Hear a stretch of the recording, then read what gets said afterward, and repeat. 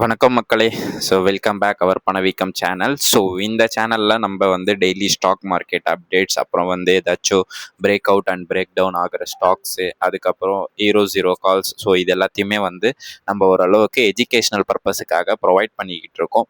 So இந்த வீடியோவை உங்களுக்கு பிடிச்சிருந்தா ஃபுல்லாக சப்ஸ்கிரைப் பண்ணிவிட்டு அதுக்கப்புறம் வீடியோவை பாருங்கள். ஸோ அப்போ தான் நான் என்ன சொல்ல வரேன் டெய்லி பேசஸ், அதாவது மார்க்கெட்டில் என்னென்ன நடந்திருக்கு அதுக்கான அப்டேட்ஸ் எல்லாத்தையுமே உங்களுக்கு கூட வந்து சிம்பிளாக அண்ட் கிளியராக பர்டிகுலர்லி லேர்னிங் பர்பஸுக்காக மட்டுமே ஸோ நான் வந்து இதில் வந்து பங்கெடுக்கிறேன் அப்படின்றதுல வந்து ஒரு நிதர்சனமாக இருக்குது. ஸோ இது வந்து நம்ம பணவீக்க சேனலோட ஒரு மெயின், அதாவது மெயின்றதை தாண்டி டிஸ்க்ளைமர். ஸோ இதை வந்து நீங்கள் படிச்சுக்கணும். I am not a SEBI registered advisor. So வந்து பி கேர்ஃபுல். ஸோ இன்வெஸ்ட் பண்ணுறதுக்கு முன்னாடி 10 தடவை யோசிங்க. ஏன்னா பணம்ன்றது ரொம்ப வந்து கஷ்டப்பட்டு சம்பாதிக்கிற பணம். ஸோ அதை வந்து நீங்கள் வேஸ்ட் பண்ணாமல் ஸோ இன்வெஸ்ட்மெண்ட்டில் கரெக்டான ஒரு இன்வெஸ்ட்மெண்ட்டாக பண்ணிங்கன்னா ரொம்ப சக்ஸஸ் ஆகிறதுக்கான வாய்ப்பு அதிகமாக இருக்கும். ஸோ அதுக்கான டிஸ்க்ளைமர் தான் இது, படிச்சுக்கோங்க. ஸோ இன்னைக்கு டாப் பட்டியலில் இருக்கிற டாப் கெய்னர்ஸ் அண்ட் டாப் லூசர்ஸை பார்ப்போம். ஸோ டாப் கெய்னரில் இன்னைக்கு நிஃப்டி 50ல் என்ன இருக்குது அப்படின்னு பார்த்தீங்க அப்படின்னா, Shriram Finance, State Bank of India and ஹிந்துலேக்கா. ஸோ இந்த பர்டிகுலர் 3 ஸ்டாக்ஸ் தான் வந்து டாப், அதாவது 2%க்கும் 1.5% மேலே இருக்கிறது எடுத்துகிட்டு வந்திருக்கோம். ஸோ அதுதான் இந்தோட 3 ஸ்டாக்கும் ஸோ ஒரு நல்ல பர்ஃபார்மன்ஸ் பண்ணியிருக்கு அப்படின்றத தான் வந்து இதில் காட்டுது. பட் ஆனால் இன்னைக்கு மார்க்கெட்டை சஸ்டெயின் பண்ண வைக்க முடியலை. ஆல்மோஸ்ட் ஒரு 29 பாயிண்ட் வந்து டவுனில் தான் இருந்தது. ஸோ அதுக்கான ரீசன் என்னன்றதை நம்ம பார்ப்போம். அதே மாதிரி டாப் லூசர். ஸோ டாப் லூசரில் வந்து பார்த்தீங்க அப்படின்னா மேக்ஸ் ஹெல்த் கேர்.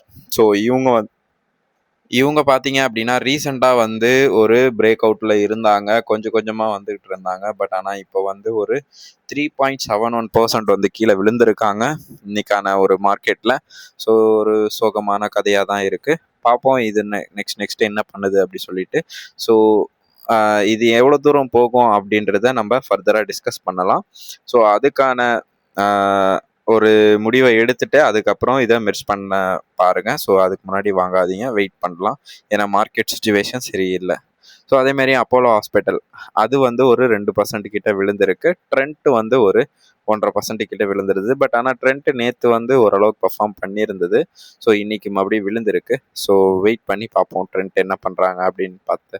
அப்புறம் செக்டார் வைஸாக இன்னைக்கு நம்ம பார்க்க வேண்டியது என்ன அப்படின்னு பார்த்தீங்க அப்படின்னா, பிஎஸ்யூ பேங்க் வந்து ஒரு 1.5% வந்து மேலே அப்பில் இருந்தது. அதே மாதிரி நிஃப்டி ஐடி ஸ்டாக்ஸ் வந்து ஒரு 0.5% வந்து அப்பில் இருந்தது. மெட்டல் வந்து ஒரு 0.25% அப்பில் இருந்தது.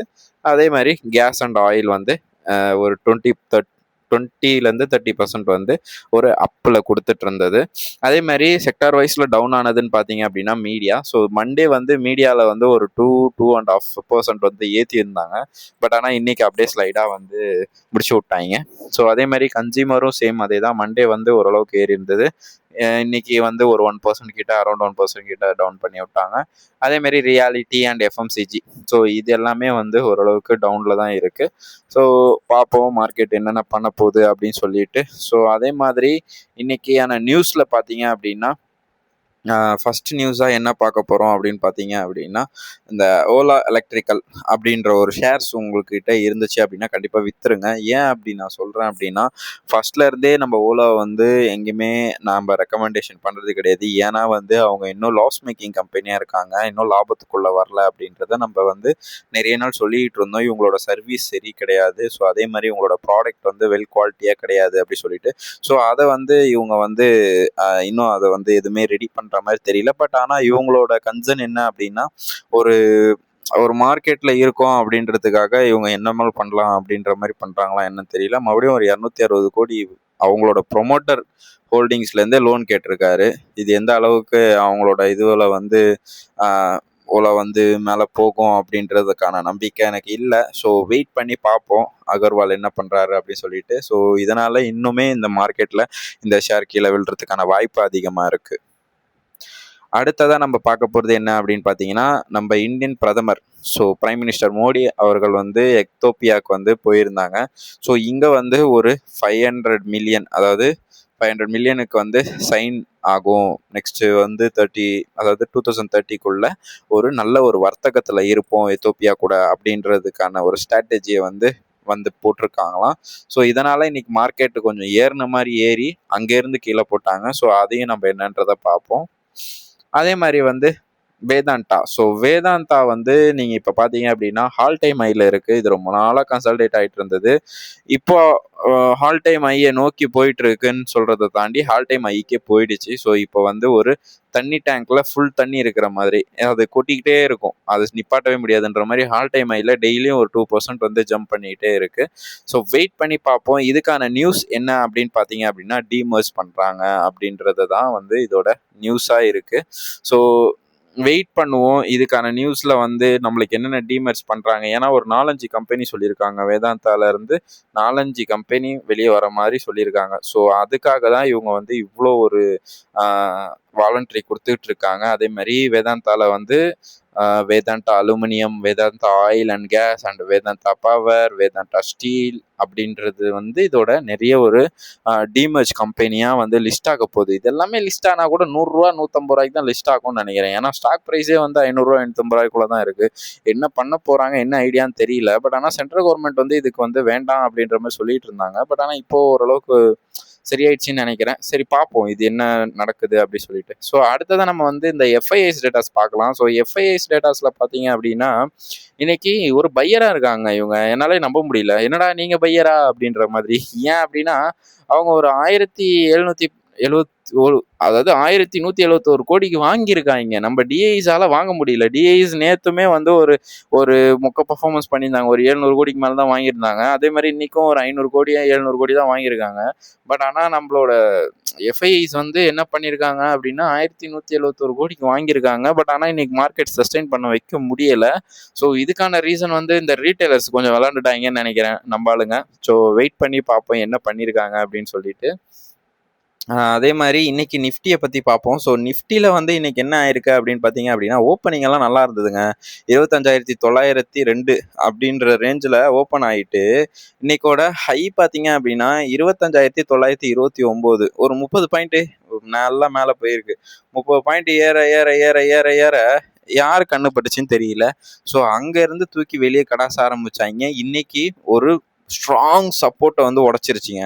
இன்னைக்கு வந்து ஒரு ஸ்ட்ராங் சப்போர்ட், அதாவது 28,850 ஒரு ஸ்ட்ராங் சப்போர்ட்டாக இருந்தது. அதை உடச்சிடுச்சு. ஸோ இதுக்கப்புறம் மார்க்கெட் எப்படி சஸ்டெயின் பண்ண போகுது அப்படின்றது நம்மளுக்கு தெரியல. என்ன சப்போர்ட் அப்படின்னா இதுதான் அந்த சப்போர்ட்டு. ஸோ டெய்லியுமே பேசிஸில் வந்து இவங்க க்ளோஸ் பண்ணிட்டு இருந்தாங்க நல்லாவே. ஸோ நானும் இது ஓகே க்ளோஸ் பண்ணிட்டாங்க அப்படின்னு பார்த்தேன். இன்னைக்கு அந்த ஸ்ட்ராங் சப்போர்ட்டை உடச்சிட்டாங்க. ஸோ இதுக்கப்புறம் ஃபர்தராக கீழே வருதா இல்லை மேலே போக போதா அப்படின்றத வச்சு தான் நம்ம வந்து மார்க்கெட் மூமெண்ட்டை வந்து நம்ம இதுக்கப்புறம் பார்க்க முடியும். ஸோ வெயிட் பண்ணி பார்ப்போம் என்ன பண்ணுறாங்க அப்படி சொல்லிட்டு. அடுத்ததாக நம்ம பார்க்க போகிறது பிஎஸ்சி. ஸோ பிஎஸ்சியில் வந்து என்ன பண்ணியிருக்காங்க அப்படின்னு பார்த்தீங்கன்னா, ஓப்பனிங்கை வந்து இன்னைக்கு வந்து ஒரு 84,856 அப்படின்ற ரேஞ்சில் வந்து ஓப்பன் பண்ணாங்க. அங்கேருந்து ஒரு 84,889 அப்படின்ற ரேஞ்சுக்கு, அதுவும் சேம் அதே ஒரு 30-40 பாயிண்ட் ஏற்றுனாங்க. அதுக்கப்புறம் என்ன நினச்சாங்கன்னு தெரியல. அங்கேருந்து அடிக்க ஆரம்பித்தவங்க தான் ஃபுல்லாக கீழே தள்ளிட்டு இன்னைக்கோட லோவை வந்து 84,500 அப்படின்ற ரேஞ்சில் வந்து இதை வந்து கொண்டு வந்துட்டாங்க. ஸோ இதுவுமே வந்து ஒரு ஸ்ட்ராங் சப்போர்ட் ஜோனில் தான் இன்னும் வந்து சஸ்டெயின் ஆகிட்டு இருக்கு. ஸோ வெயிட் பண்ணி பார்ப்போம். இந்த சப்போர்ட் ஜோன்ல இருந்து கீழே இறங்கிடுச்சு அப்படின்னா ஃபர்தராக வந்து 84,000 83,500 அப்படின்ற வர்றதுக்கான ரேஞ்சஸ் வந்து நிறைய பாசிபிலிட்டிஸ் இருக்கு.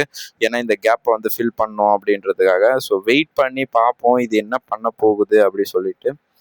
அதுக்கப்புறம் இப்போ நம்ம என்ன பார்க்க போறோம் அப்படின்னு பார்த்தீங்க அப்படின்னா, பிரேக் அவுட், அதாவது பிரேக் அவுட் ஆகிட்டு இருக்கிற ஸ்டாக்ஸ் என்னென்ன இருக்கு, என்னென்ன விதத்துல பிரேக் அவுட் ஆகிட்டு இருக்கு அப்படின்றத பார்க்கலாம்.